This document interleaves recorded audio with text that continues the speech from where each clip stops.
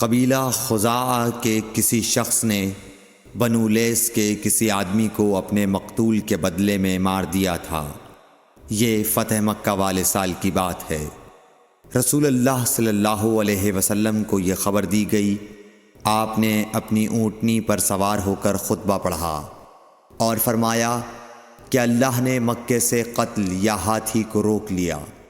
امام بخاری رحمۃ اللہ علیہ فرماتے ہیں اس لفظ کو شک کے ساتھ سمجھو۔ ایسا ہی ابو نعیم وغیرہ نے القتل اور الفیل کہا ہے۔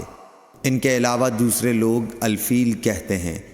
پھر رسول اللہ صلی اللہ علیہ وسلم نے فرمایا کہ اللہ نے ان پر اپنے رسول اور مسلمانوں کو غالب کر دیا، اور سمجھ لو کہ وہ مکہ کسی کے لیے حلال نہیں ہوا، نہ مجھ سے پہلے اور نہ آئندہ کبھی ہوگا، اور میرے لیے بھی صرف دن کے تھوڑے سے حصے کے لیے حلال کر دیا گیا تھا۔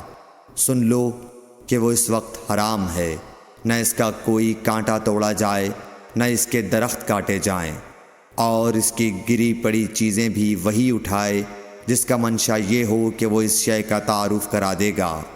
تو اگر کوئی شخص مارا جائے تو اس کے عزیزوں کو اختیار ہے دو باتوں کا، یا دیت لیں یا بدلہ۔ اتنے میں ایک یمنی آدمی ابو شاہ نامی آیا اور کہنے لگا یہ مسائل میرے لیے لکھوا دیجئے۔ تب آپ نے فرمایا کہ ابو فلاں کے لیے یہ مسائل لکھ دو۔ تو ایک قریشی شخص نے کہا یا رسول اللہ مگر اذخر، یعنی اذخر کاٹنے کی اجازت دے دیجئے، کیونکہ اسے ہم گھروں کی چھتوں پر ڈالتے ہیں یا مٹی ملا کر اور اپنی قبروں میں بھی ڈالتے ہیں۔ یہ سن کر رسول اللہ صلی اللہ علیہ وسلم نے فرمایا کہ ہاں مگر اذخر۔ صحیح بخاری حدیث نمبر 112۔